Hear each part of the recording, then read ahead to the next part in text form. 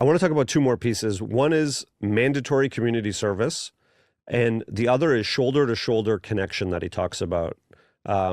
He describes how men often connect shoulder to shoulder versus face to face.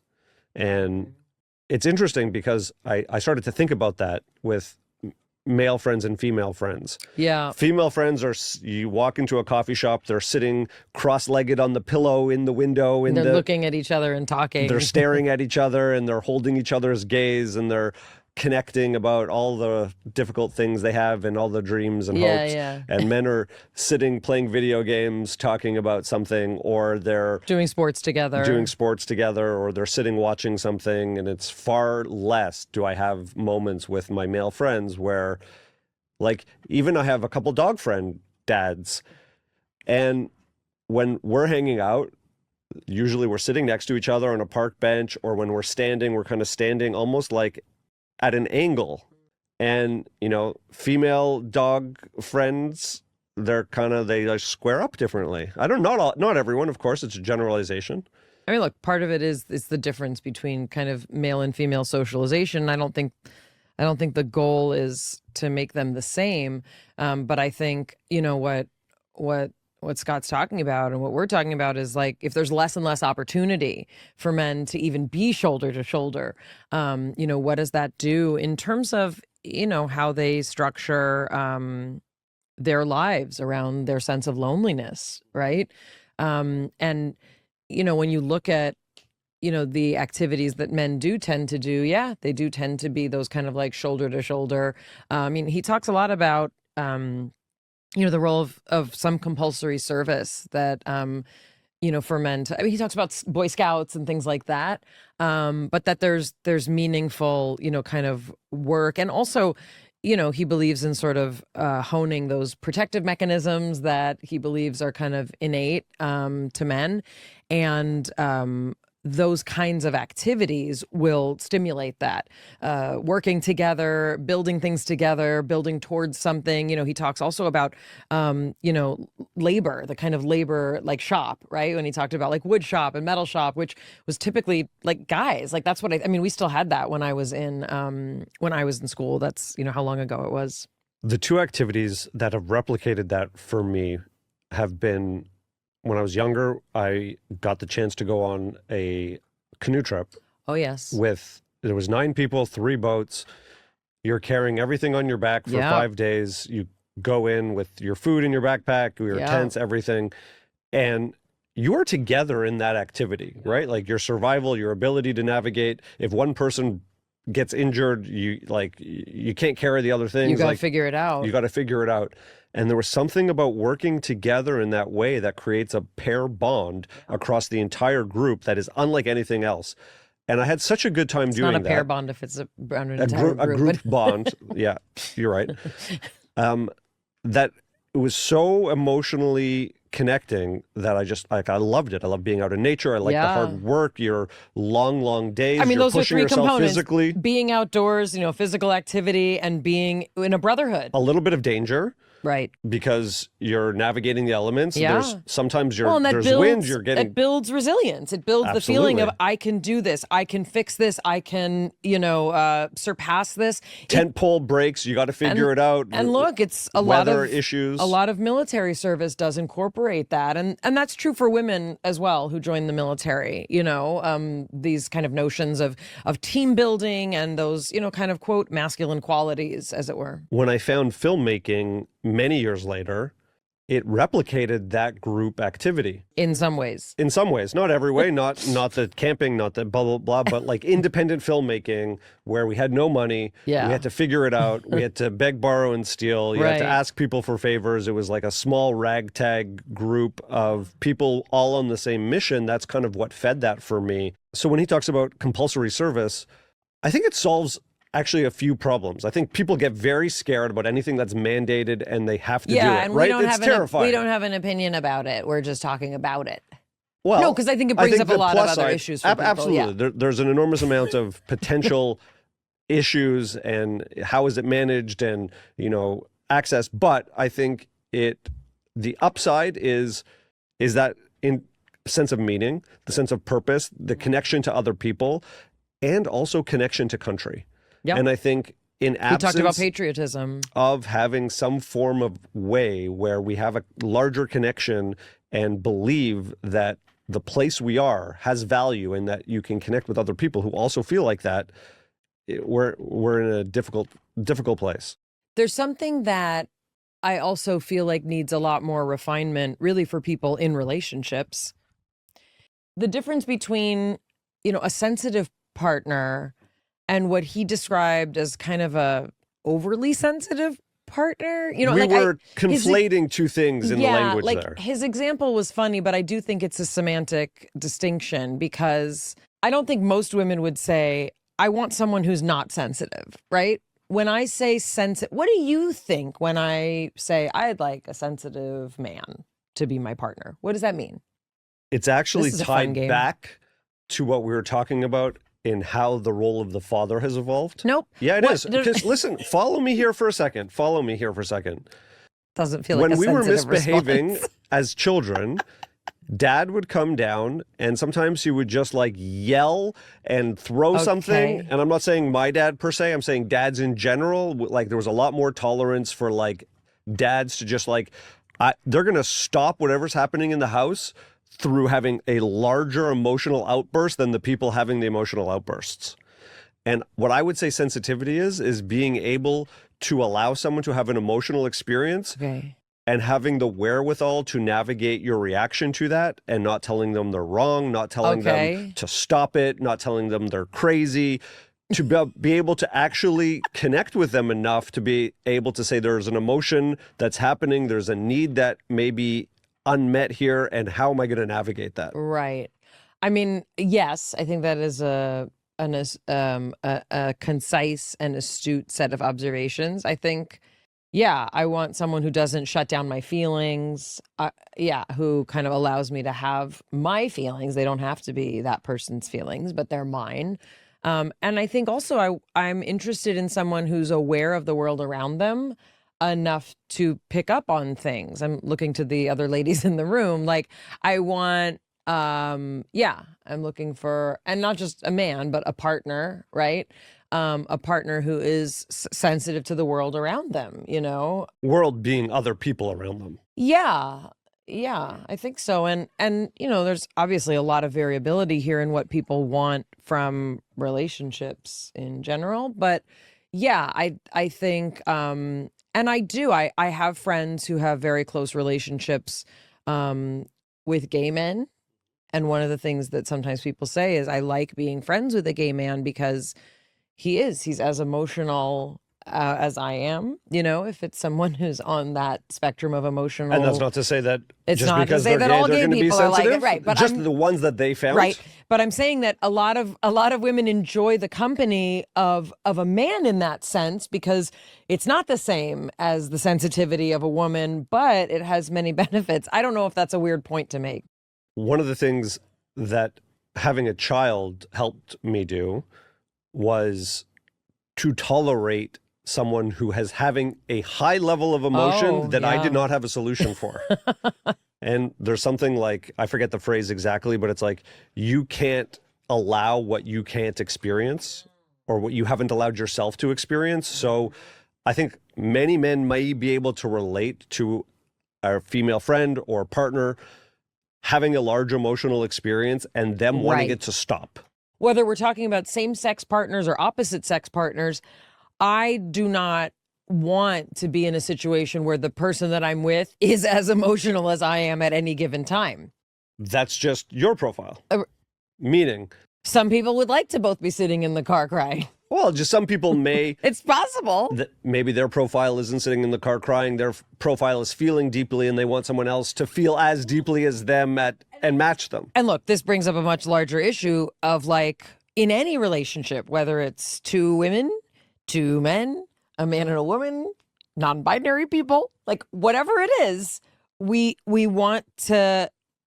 allowed to have a difference in how we want relationships to function. So some women might be like, I really want to date someone, male or female, who's as emotionally sensitive as I am because that satisfies something.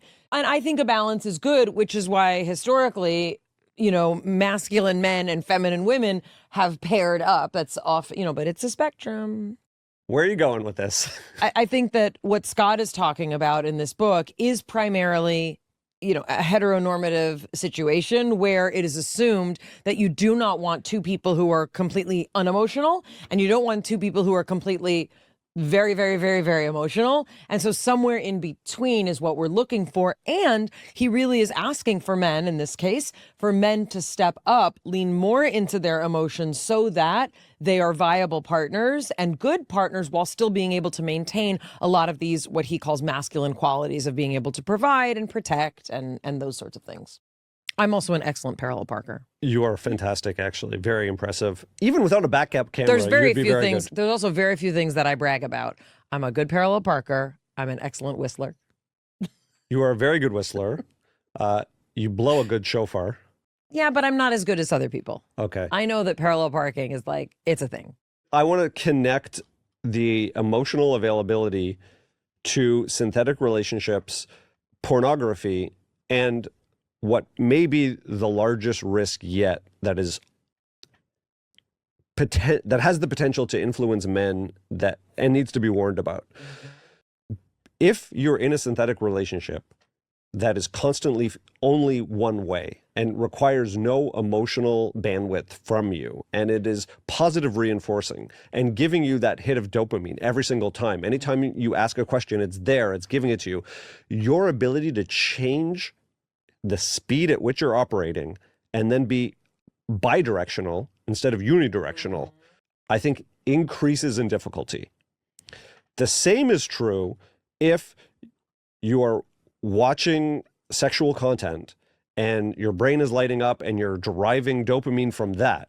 Switching to a different speed of real human interaction where you have to be vulnerable. We've heard experts describe that people who are watching a lot of sexual content, it's not often even about the sexual content. It's actually a mask to avoid feeling emotionally. It's a Band-Aid. And so if you are constantly in a state where you're emotionally numbing out, whether it be through that content or through a synthetic relationship, it's going to be harder for you. And that's really what interacting is a unidirectional relationship where you have to feel and you have to be in emotional interactions. And more specifically, you have to hear no. And I think it's very terrifying for men and for women. And one of the things that I'm learning about AI is that it doesn't say no. And so anytime you're in a relationship or in an interaction, like he said, sometimes you need to be told, you smoke too much weed. I don't want to have sex with you, right? And that's not going to come from this kind of synthetic, as you're calling it, relationship. And it's all the more problematic when you think of young people who are being primed on this. One of the examples, that he gave is, what if the child is young enough that they really don't understand the difference between a person and a character? That is terrifying. And you think about that age of wonder and imagination that kids have, that we all had, right? Imagine putting on this film, right, of desirability and agreeability and all these things. That's terrifying. And there's devastating suicides. And the reports that parents are making is that this relationship convinced my child that there was something waiting for them on the other side that they believed in. Ooh. And when the AI or the chatbot adopts the persona of a film character that they have a relationship with through the film, right? All of a sudden it's like, well, didn't you want your characters, your My Little Ponies or Care Bears to come to life? And now all of a sudden they're communicating with you in a similar way that now it sounds like a horror film. It kind of is. Yes, there can be regulation. Yes, they need, and we have to push politicians to age gate so that these are not available for people under the age of 18. We've been talking about that with porn for years. It doesn't work. I mean, does it work? I don't know. I don't know. There's VPNs, and I guess there's ways to get around it. But of course. At least there should be Kids some love controls. a way to get around something. Valerie just said that in Arizona, they just launched a law that you have to upload a picture of your ID in order to prove who you are, so that it's an attempt to limit access. Yes, we want governments to act. We want there to be safety nets. And also, we need to be able to educate ourselves and warn about the potential use, even for people who are older and of age, right? We can't control people who are adults, but we can, like cigarettes, warn about the potential impacts that are still really being understood about these digital systems. And then, the one that's on the rise right now is, and Scott calls it the potential next opioid crisis, which is prediction markets and online gambling, which is basically you can make a bet on anything. I could bet what the next Mayim Bialik's Breakdown guest would be. I could make a bet on like how many times Mayim says a certain word. That's a bingo game I play. But sports betting, world life events, is this person on trial going to get off with this number of, like, it expands betting to the point where it becomes so addictive that it's already addictive in the current forms, but they're expanding access, expanding availability, and expanding what it is that you can bet on. And, talk about maybe the underdeveloped male brain that is even more susceptible to this. I don't want to say underdeveloped, but it develops at a different pace. And that's actually something I was thinking about. I was like, I have this, global theory that people used to get married much younger. The culture sort of allowed for it. It was the only way out of your parents' home, especially if you were female. And you would get married and you would hope that you grew together. That's the best way to describe it. When I think of my mom getting married at 18, just before she turned 19, she was not pregnant. My dad was 2.5 years older than her. The hope was that you grow together. You're kind of like siblings, though. You're basically like roommates in college who are going to be together forever, right? Like that's the sort of dream.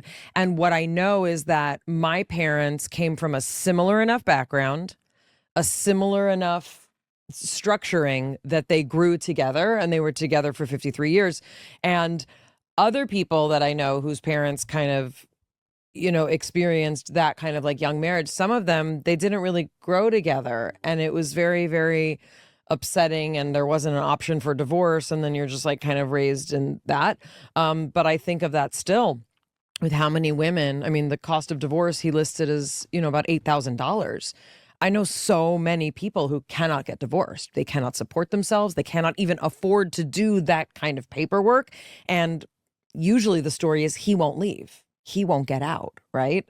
That notion also of what does it look like for relationships shifting, especially as we talk about the maturation, it's not that the male brain has changed that significantly. It's that the culture surrounding it, right, has provided a different set of opportunities, both for men and for women. Take home message from this episode.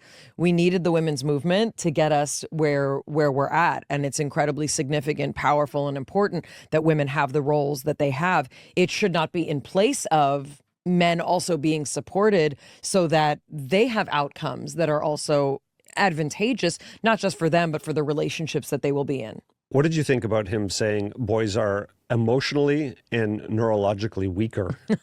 I think that that's true. I think it's true in terms of kind of, hormonal development.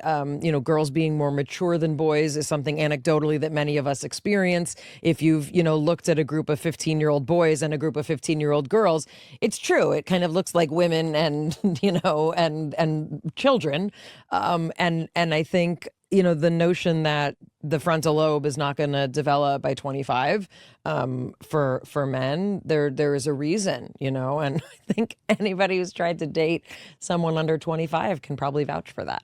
Like, if you can't rent a car, should you really be dating? I'll leave that to the audience.